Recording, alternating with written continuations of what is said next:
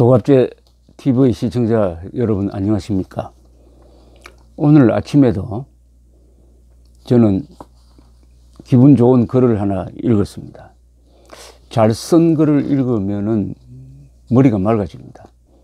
조지 오웰 1984년이라는 불후의 명작을 쓴 영국의 소설가 조지 오웰은 잘 쓴 글은 통유리와 같다라는 표현을 썼습니다. 통유리로 붙인 이 창을 통해서 세상을 바라보면 아주 넓게 보입니다. 그리고 때로는 깊게 보입니다.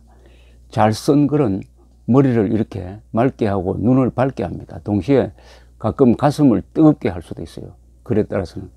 그렇게 하면은 손발이 움직입니다. 행동을 일으키는 게 글이죠. 요사이 뭐 비디오 시대고 유튜브 시대고 텔레비전 시대지만은 그러나 기본은 글입니다. 이 IT 산업이 발달하고 이 휴대전화가 일상적으로 사람들 손에 쥐어지면서 어디서든지 글을 씁니다. 엘리베이터 안에서도 걸으면서도 글을 써요.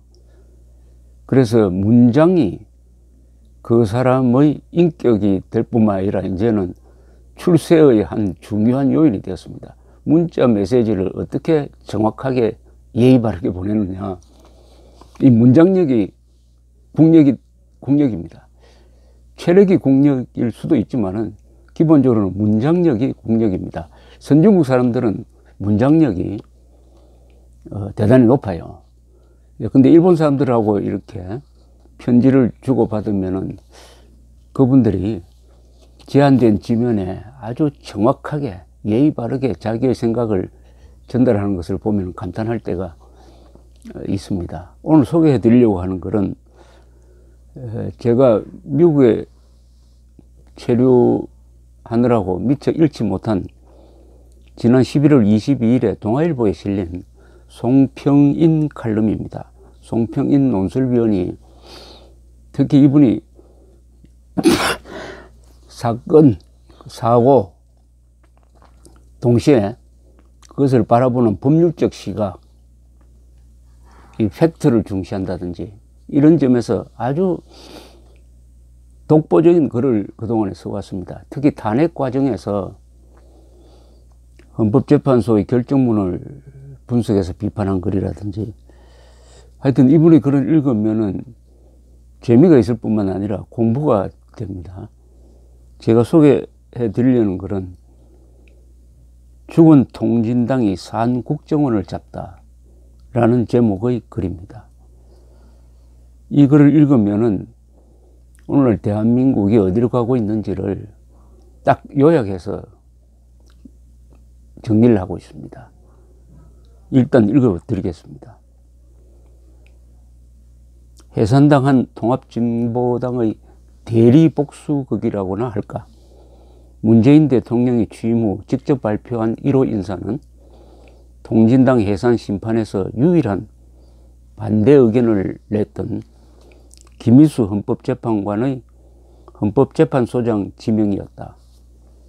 소수 의견도 아닌 극소수 의견을 낸 재판관을 소장으로 지명하는 게 정상이냐는 의문이 들었지만 정당의 자유에 대한 기준은 각자 다를 수 있으니까 의견 차이로 이해하려고 노력했다. 그러나 이 정부가 검찰 숙정을 단행할 때 정점식 전 대검 공안부장 등은 국정농단과 직접 관련이 없는데도 법무부의 통진당 해상 심판 청구인 측에서 일했다는 이유로 숙청하는 것을 보고 이것이야말로 의견 차이를 인정하지 않고 인사보복으로 안가품하는 것이라 여기지 않을 수 없었다. 문재인 정부는 국가정보원 개혁발전위원장으로 정해구 성공회대 교수를 앉혔다. 그가 해방전후사 인식 4편에 쓴 해방 8년사의 총체적 인식이란 글의 요점을 글에 나온 내용 그대로 인용해 보겠다. 다운표하고요. 일제라는 국가 권력이 붕괴된 해방의 시점에서 요구되는 혁명의 내용은 반제 반봉건 민주주의 혁명이라고 할 수 있다. 소련군이 진주한 북한에서는 반제 반봉건 민주주의 혁명은 소련군의 후원에 힘입어 순조롭게 진행됐고, 미군이 점령한 남한에서는 이러한 혁명이 미군정의 반혁명 정책에 의해 결국 좌절되었다. 다운표 달았습니다. 해서는 안 될 일을 한 국정원의 잘못은 엄히 바로잡아야 하지만, 대북 공작을 담당하는 국정원의 개혁을 왜 1945년 이후 한반도의 정통성을 북한 공산 세력에 부여한 사람에게 맡겨야 하는지는 이해되지 않는다. 이석기의 내란 선동을 드러낸 비밀 회합의 충격적 내용은 국정원의 숙련된 수사가 없으면 포착하기 힘들었다. 앞으로 국정원에 이석기 수사 같은 고도의 대공 수사를 할 의지 자체가 남아있을지 의문이다. 이 정부의 국정원 개혁은 양동이의 물과 함께 아이를 버리는 어리석을 붙잡니다. 우를 범하는 게 아니라 양동이의 물과 함께 아이를 버리는 손수자입니다. 수를 쓰는 것은 아닐까 하는 생각이 든다. 요 대목이 아주 묘미가 있습니다. 양동이의 물과 함께 아이를 버리는 것은 어리석은 짓이지만은 양동이의 물과 함께 아이를 버린 수를 쓴다.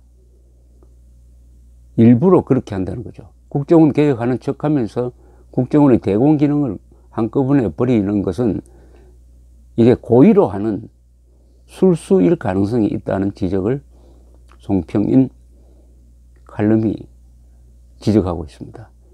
동아일보 송평인 칼럼을 계속 읽겠습니다. 통진당은 해산됐으나 통진당적 사고는 번성하고 있다. 경기동부연합에는 민주노동당 시절 정책위 의장을 지낸 이용대라는 거물이 있었다. 이 전 의장은 2012년 통진당 비례대표 부정선거 사건이 터지기 전 몸이 아파 일선에서 물러났다. 그는 북한이 2006년 제1차 핵실험을 했을 때 북핵은 북한의 자위를 위한 무기이며 북한이 미국으로부터 스스로를 지킬 수 있을 때 한반도가 긴장 국면에서 평화 국면으로 전환할 수 있게 될 것이라고 주장했다. 당시 이런 주장은 민노당 내부에서조차 종북 논란을 촉발할 정도로 충격적이었다. 그러나 지금은 거의 유사한 주장을 문 대통령의 외교안보특보인 문정인 교수가 하고 있다. 사드 배치를 방해하다가 그 시도가 실패하자 이제는 사드 추가 배치가 없다는 약속인지 입장 표명인지를 한 문재인 정부에 중국은 친중의 진정성을 느끼는 것 같다. 국정원의 대공수사 의지를 무력화하고 검찰의 공안 라인을 숙정하고 통진당을 해산시킨 박근혜 정부의 국정원장 3명을 일망타진한 이 정부를 북한은 어떻게 봐줄까? 북한이 명확한 반응을 보이지 않는 것은 미국 본토에 이르는 대륙간 탄도미사일을 완성하지 못했기 때문에 좀 더 시간이 필요하다고 여기기 때문인 듯하다. 문재인 정부는 통진당 정부도 아니고 주사파 정부도 아니다. 운동권 출신 정부에 가깝다. 그러나 사상이란 묘해서 한쪽 자장에 속하지 않으면 다른 쪽 자장에 속하게 된다. 주사파라는 강력한 자력의 가장 가까운 곳에 백낙청시의 분단 모순론이나 민족 해방적 현대사 인식이 위치하고 그 바깥으로 요점 정리도 안 되는 잡다한 운동권적 사고들이 자리 잡고 있다. 그렇게 그들은 주적 한자로 썼습니다. 하나는 주황색 할 때 주자고 적군할 때 이 주적이 동색인 양 한무더기로 가고 있다. 그렇게 그들은 주적이 동색인 양 한무더기로 가고 있다. 한무더기로 가는데 가장 강력한 자력을 가진 주사파를 중심으로 해가지고 한무더기로 가고 있다는 것이 이분의 결론입니다. 이 내용을 읽어보면은 뭐 공개된 정보지만은 이렇게 딱 요약을 하니까 지금 상황이 끔찍하다는 생각이 듭니다. 특히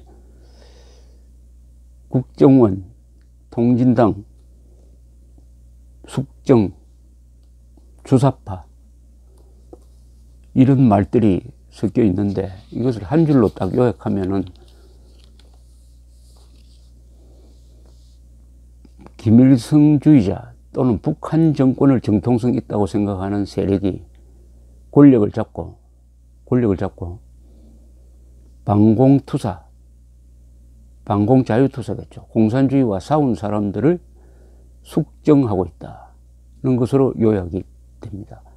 이것을 또 요약하면은 두 자로 요약을 하든지 몇 자로 요약하면 무슨 말이 나오겠습니까? 여기서 특히 1945년 이후 한반도의 정통성을 북한 공산 세력에 부여한 사람에게 국정원 개혁을 맡겼다 하는 이 지적. 국정원은 공산주의자와 싸워서 대한민국을 지키는 안보기구입니다. 그런데 공산주의 정권이 대한민국보다 더 정통성이 있다는 사람한테 국정원을 개혁하라고 하면은 그것은 대공수사를 폐지한다든지 해가지고 공산주의자에 유리하고 대한민국에 불리한 결과가 나올 가능성은 충분하죠. 실제 지금 그렇게 이루어지고 있습니다. 저는 홍준표 대표나 이 자유한국당의 간부들이 이 글을 좀 읽었으면 합니다. 그리고 송평인 논설위원이 지적한 이 진실, 이 진상을 자유한국당이 더 깊게 조사를 하고 조사를 한 다음에 그것을 요약을 하고 쉽게 쉬운 말로 국민들한테 보고를 한 다음에 이 문제를 어떻게 처리할 것이냐, 국민들은 어떻게 행동해야 되느냐. 자유한국당은 한국과 자유를 지키는 정당이니까 이 문제에 대해서 어떻게 대처할 것이냐 하는 결의를 하면서 국민들의 각성을 촉구해야 될 것이라고 생각합니다. 좋은 글은 가끔 역사를 만들기도 합니다. 감사합니다.